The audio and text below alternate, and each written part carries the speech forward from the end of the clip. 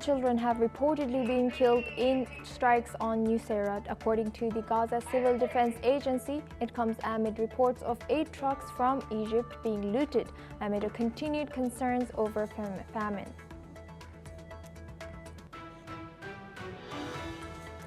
Ukrainian President Volodymyr Zelensky has hailed Donald Trump's determination after the U.S. president announced a new 10 to 12-day deadline for Vladimir Putin to agree to a ceasefire. Russian strikes have been reported at a prison in Zaporizhzhia region, killing at least 17 people. Indian Home Minister Amit Shah says that 3 of the terrorists that carried out the tragic April 22nd Pahalgam attack have been killed by Kashmiri forces. The announcement comes as India's lower house has been discussing Operation Sindoor at length in Parliament. A police officer is among the casualties after a shooting inside a Manhattan skyscraper before the gunman turns the gun on himself. NYPD have identified the suspect as 27-year-old Shane Tamura of Las Vegas, with 4 others killed. Top U.S. and Chinese economic officials have met in Stockholm, holding talks for more than 5 hours, aiming to resolve long-standing trade disputes. Donald Trump says he may visit President Xi, though the U.S. leader says he's not seeking a summit with his Chinese counterpart. The Netherlands has declared Israeli Finance Minister Bezalel Smotrich and Israeli National Security Minister Itamar Ben-Gvir persona non grata for inciting violence. The move marks a rare European diplomatic condemnation against 2 of Israel's most hardline ministers amid the ongoing Gaza conflict. Iran has warned the U.S. and Israel over any future attacks on the country, Tehran stating it will not hesitate with retaliation. Tensions have been rising over Iran's nuclear program, with the 12-day war with Israel seeking strikes on Iran's nuclear program. At least 30 people have died in Beijing, with over 80,000 people that have been evacuated as northern China battles torrential rains. President Xi Jinping has ordered all-out search and rescue efforts to prevent more casualties.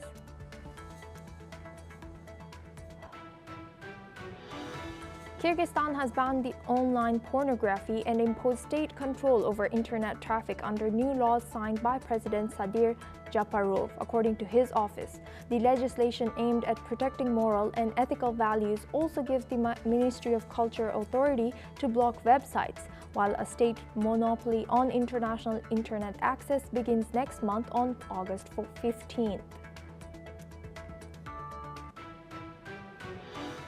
Russian forces have taken control of Temirivka in Zaporizhzhia and Novorossiyska in Donetsk, according to Russia's defense ministry. Meanwhile, the Kremlin says repairs to U.S.-Russia relations have slowed and urges faster progress. Officials confirm no current contacts with Washington on renewing a nuclear arms treaty.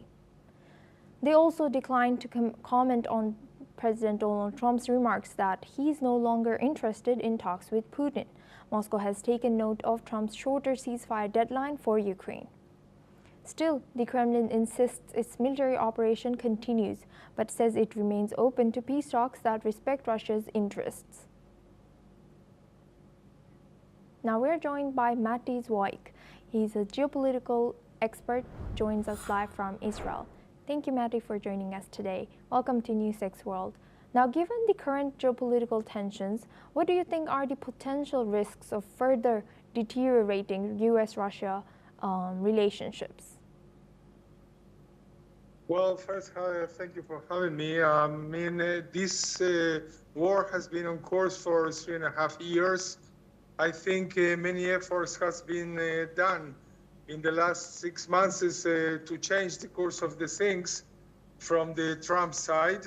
And from the Russian side, of course, they don't want to lose all what they have gained in these last 3.5 years in terms of territory, of course, and I'm not talking about the suffering from both sides, the huge loss of quantities of soldiers and civilians, especially from the Ukrainian side, civilians, but also the quantity of losses of the soldiers in both sides is, as Trump said, hundreds of thousands, and this must be stopped. That's what he said.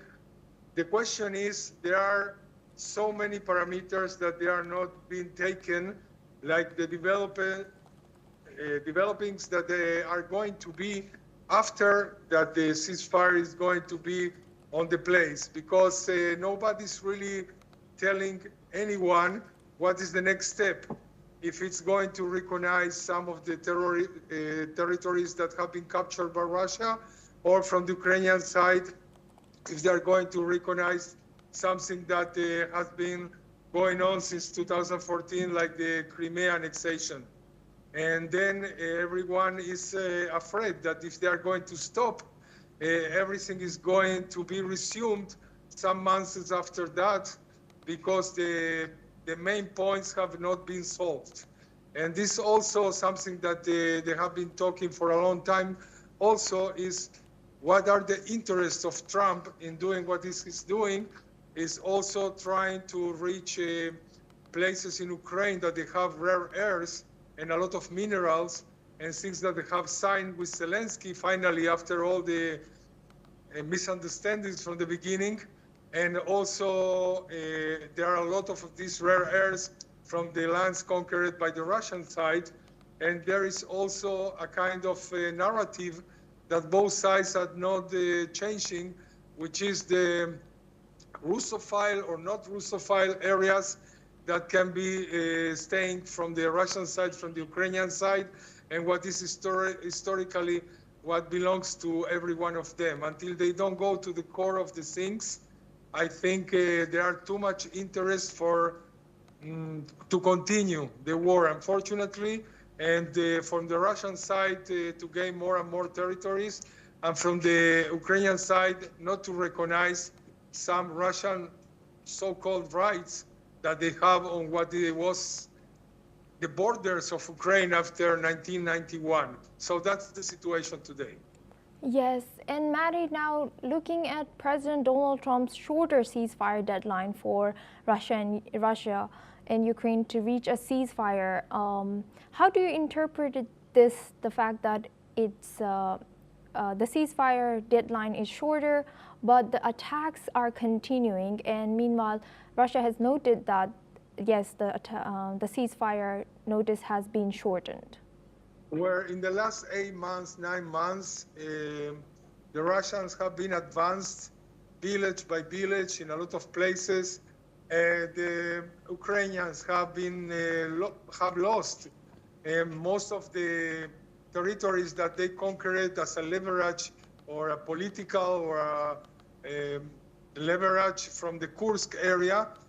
So the Russian feels that if they are going to gain more and more territory, they are going to be in a better place in the moment they have to stop. And this is what is going on now. It's not that Trump is really complicated with many things in the Middle East. And the Russian side thinks that they can go further and further with the situation. And they have not real incentive to stop in this moment. And so the lines of ceasefire are going to be the lines of ceasefires from the moment is going to be a real ceasefire and not only from talking. I mean, they are not going to go back unless they are going to reach a very, very broad agreement that is going to please all sides. So for now, fight continues, and as I said, the Russians conquering village by village in different areas of Zaporozhye, of Donetsk, and maybe going to the side of Sumy, getting close to this city, and maybe this is going to be a new line that is going to be delimited in the moment it's going to reach a ceasefire for real. Thank you, Maddie, for sharing that insight. Please stay with us as we come back to you for our next discussion. Now, moving on, the United Nations Food Agency says Gaza is receiving only half the humanitarian aid it's requesting, despite Israel announcing new access measures. At a Geneva briefing, WFP's Ross Smith confirmed just 50 out of 100 requested trucks have entered since humanitarian pauses began on Sunday. Let's listen in to what he had to say. We are calling for both, food and non-food humanitarian relief supplies, as well as fuel for both operations, for the restart of bakeries, kitchens, hospitals, etc. So it does include that, and certainly, as I said, we have not gotten the authorization, the permission to move in the volumes that we've requested. For right now, for WFP alone, for 100 trucks per day. And that is a very bare minimum of food and nutrition support, but other agencies also have additional requirements on top of that. During the ceasefire earlier this year, we had more than 200 trucks a day alone of WFP supplies and up to 400 per day, including all partners. So that's really what we're looking at, the volume that we're looking at in order to be able to meet the needs of people on the ground. And so if we're at 50% of 100 trucks a day now, we're far, far away from where we need to be. Meanwhile, the Integrated Food Security Phase Classification has warned that a worst-case famine scenario is now unfolding in Gaza, citing mounting evidence of widespread starvation, malnutrition, and hunger-related deaths. The IPC also says the man-made crisis could soon be formally classified as famine in hopes of triggering stronger international pressure for unimpeded aid. Responding, Israeli Foreign Minister Gideon Sa'ar denied starvation claims, saying 5,008 trucks had entered Gaza in the last 2 months and that Israel supports airdrops of aid, and which aid groups criticize as tokenistic. Sa'ar also claimed international pressure only hardened Hamas's stance in hostage talks, saying military pressure, not diplomacy, drove Hamas to the negotiating table.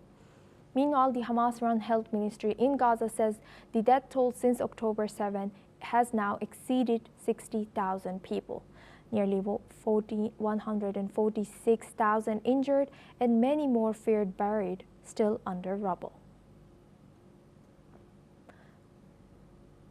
Now we are joined by guest Matty Zweig. He's a geopolitical expert, joins us live from Israel. Thank you, Matty, for staying with us.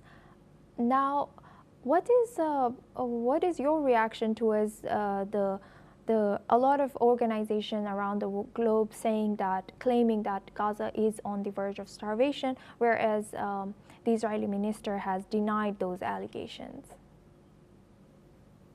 Well, he has denied the allegations because, in despite of what the world can think, I don't say there is no hunger in Gaza Strip, but of course, all the sides are doing big efforts to be part of it and to be the ones that deliver this food.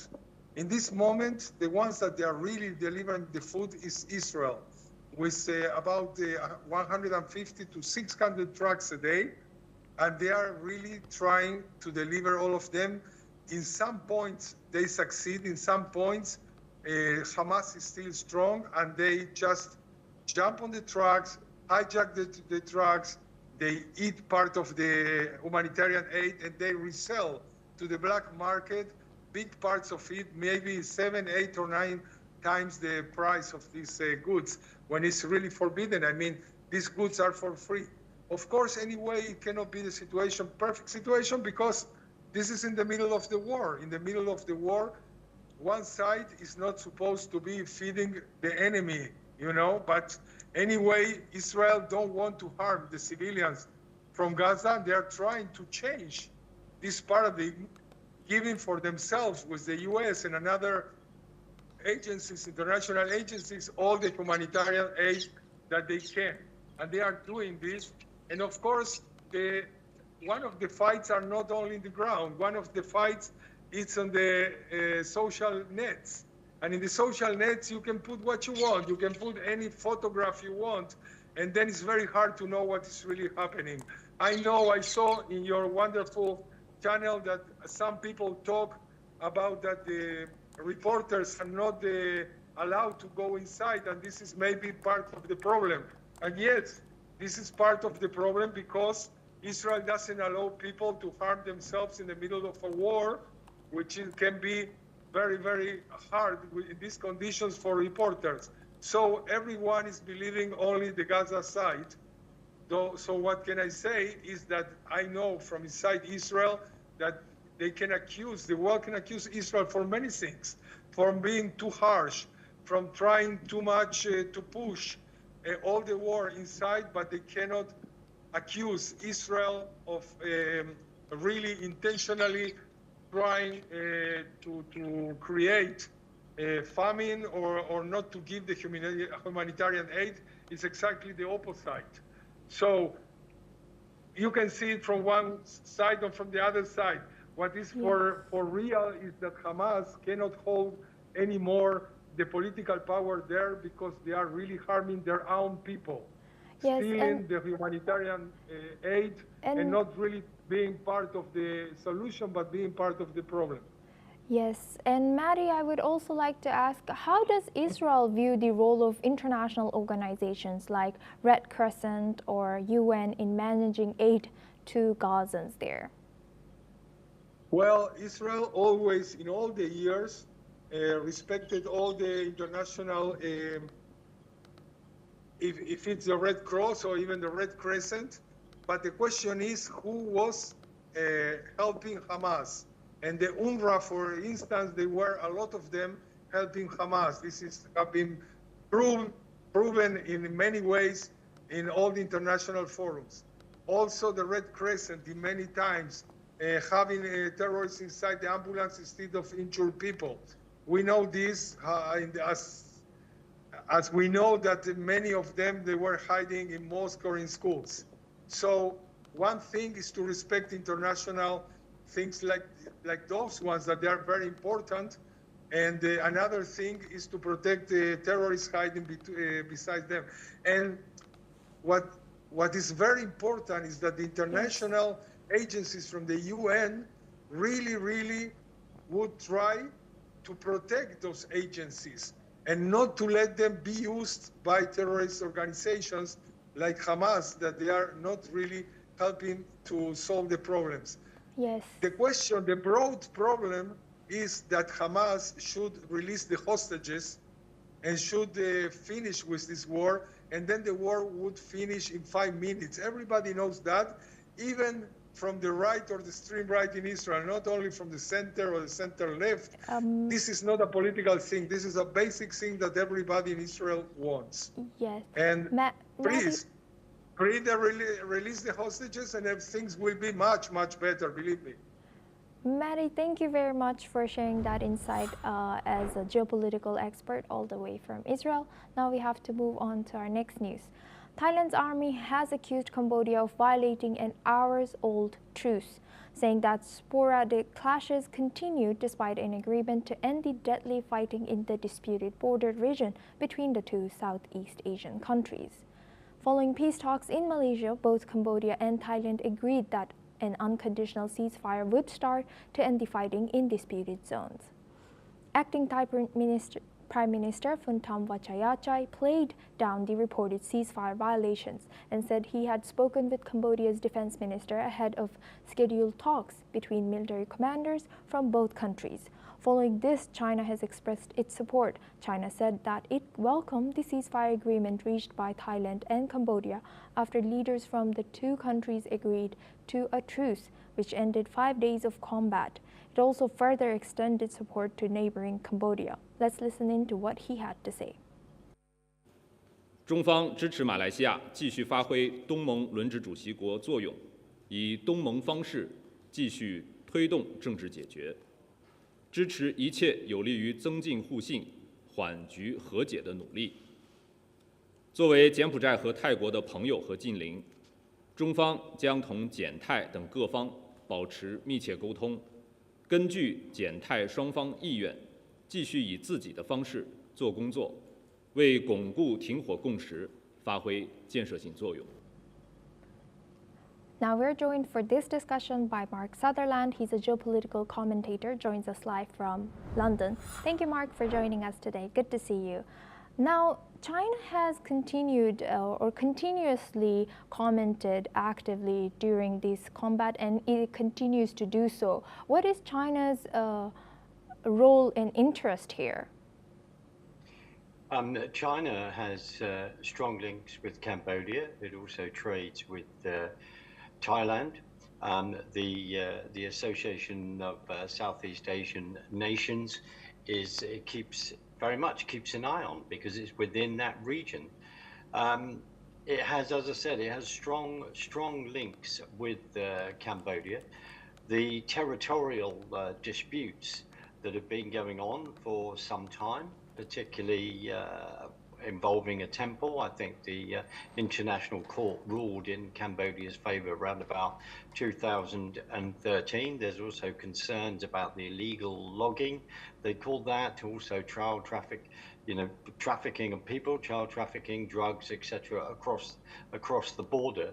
China, of course, as we have constantly mentioned, is flexing its economic muscles because it wants to be the #1 economic power in the world, and that region is extremely important to it. And then it's also deeply concerning for the Association of Southeast Nations that it's actually got two of its countries, it was throwing munitions at each other on this particular territory. China is influential because it wishes to be influential through all of its economic ties, so it can then build on that influence. Plus, it's an ideology, particularly in the past and present, because of its technocratic approach, because of also its communist ideology of socialism approach as well, and its worldview. So, Azuma, that is all playing out right now as we speak. Thank you, Mark, for sharing that. We'll come back to you for our next discussion as well. Please stay with us.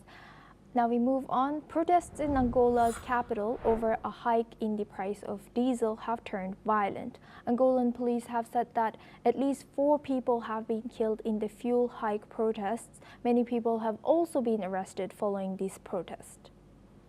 The Southern African oil-producing country hiked the diesel price by 1/3 this month as part of a long-running government drive to curb costly subsidies and shore up public finances. Meanwhile, the minibus taxi associations have hiked fares by up to 50% and went on a 3-day strike starting Monday. The police used tear gas and smoke grenades, also firing shots into the air to try to restore calm, as per reports. Now we go back to our guest discussion with Mark Sutherland. He's a geopolitical commentator. Thank you, Mark, for staying with us.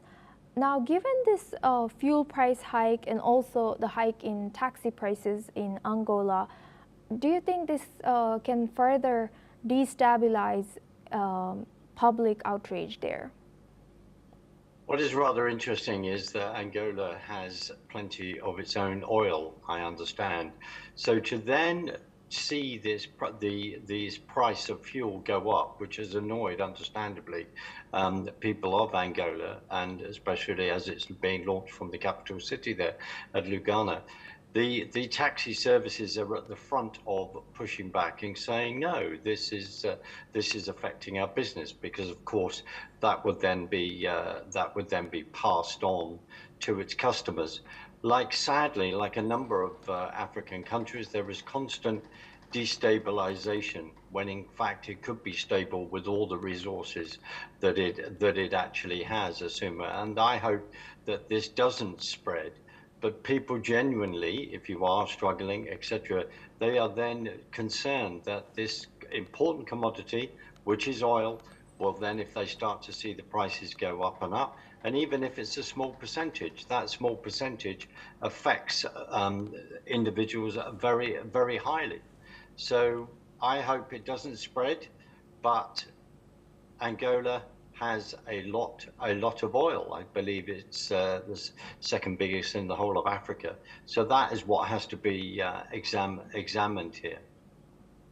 Thank you very much, Mark Sutherland, for joining us as always and sharing your insight all the way from London. Well, that's all we have time for. We will continue